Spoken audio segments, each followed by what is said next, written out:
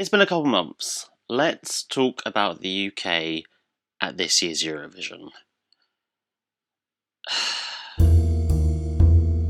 At this year's Eurovision Song Contest, the United Kingdom placed last, despite having, I think, a really bloody good song and a fantastic performance.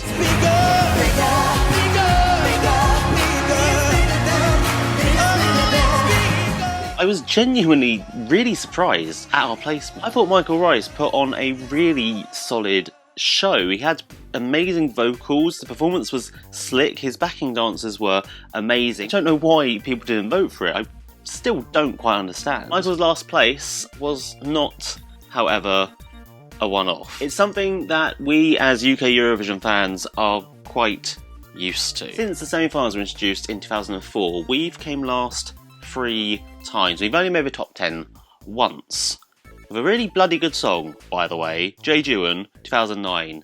What a cracker. My time, it's my time, and I'll stand proud. And maybe it's because Gemini's Nil Pois in 2003 made us lose all hope for ever winning the show. Or maybe it's just the fact that the BBC don't want to win it anymore. But either way, we kind of stopped taking it seriously for a bit. We sent acts like Daz Sampson and Scooch to embarrass us all. We sent cheese. We sent corny lyrics, we sent innuendos, and we sent a creepy old man dancing with schoolgirls.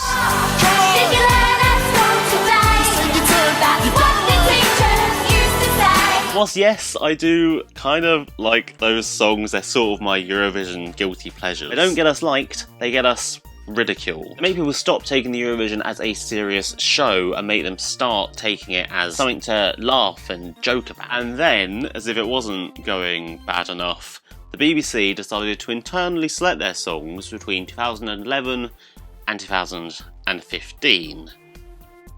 Which were some curious years, weren't they? At Engelbert Humperdinck in 2011. Love will set you free. Bonnie Tyler in 2013.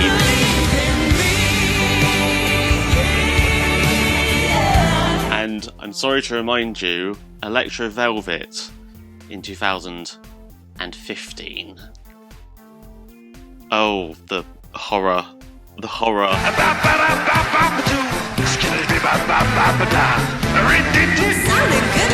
Admittedly, yes, Bowtie and The Dink, as he's known, both sent fairly credible songs. They got us some points, but neither of them were Eurovision songs. They had quite a bit of success the first year they did it, 2011 with Blue.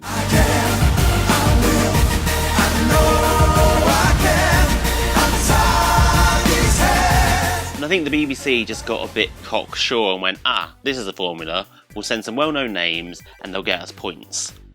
Totally forgetting that Blue are crazy, wildly popular, and that their song was actually a really good, really Eurovision-friendly number. That's a theme that I've noticed a lot whilst researching this video. The BBC seem to love sending us acts that don't quite hit the nail on the head. Take 2014, for example. Molly Smitten Down. Quite possibly my favourite UK Eurovision entry of the 2010s. Molly's voice was impeccable, the song was so brilliantly catchy and anthemic, and I was just blown away when the BBC revealed it. I thought finally 2014 is going to be our year.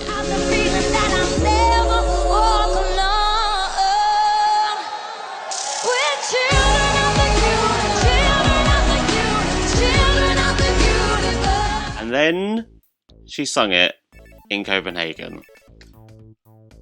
Oh, there was so much hope, there was so much potential, and they just pissed on it. They just, why did they do that to her? Why? For the whole 3 minutes of Molly's song, you weren't focusing on her, the beautifully amazing, lovely singer that she is. You were focusing on that weirdo in the background having some sort of anger management issues with his drum kit.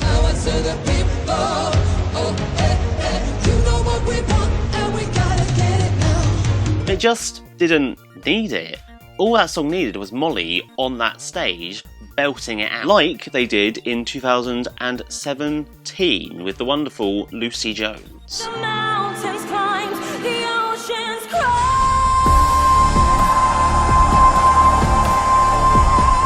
I don't care what I've got.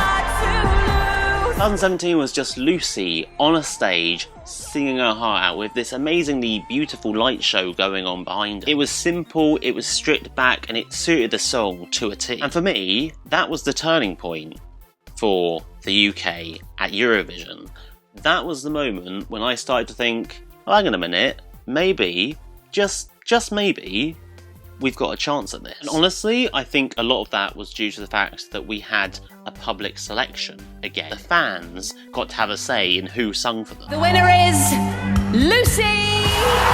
Admittedly, yes, the format is not perfect. It needs a lot of tweaking, especially this year. The fact that the BBC are even willing to give us a choice is frankly incredible, and I'm so grateful to have it. I really get a sense nowadays that the folks at the BBC really care for the show. Every year Eurovision season rolls around and it genuinely feels like there's a real momentum going on behind the scenes. This year in particular, I really got swept up in it all. They really upped their A game. This year felt a lot like fan service. It felt like all the things we were asking for came true, apart from the selection show. And to top it all off, they gave us a podcast.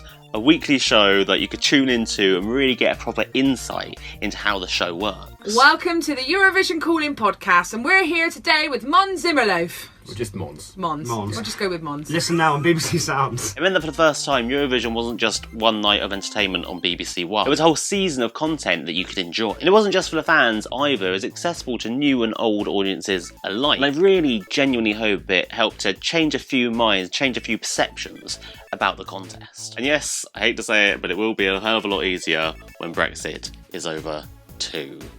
Because that's a shitstorm that's not solving itself, isn't it? F***ing hell. What exactly did go wrong with the UK at Eurovision? Quite a lot. But do I think we've got a chance to win it again? Yeah, I think we do. I think with the right attitude and the right mindset and a great singer with a perfect song, I think it's possible. I think we could, I say this now, I think we could one day win again. What about you, humble viewer? What do you make of the UK's recent efforts at Eurovision? Do you think all hope is lost, or do you think there is a possibility that we could one day take home the crown?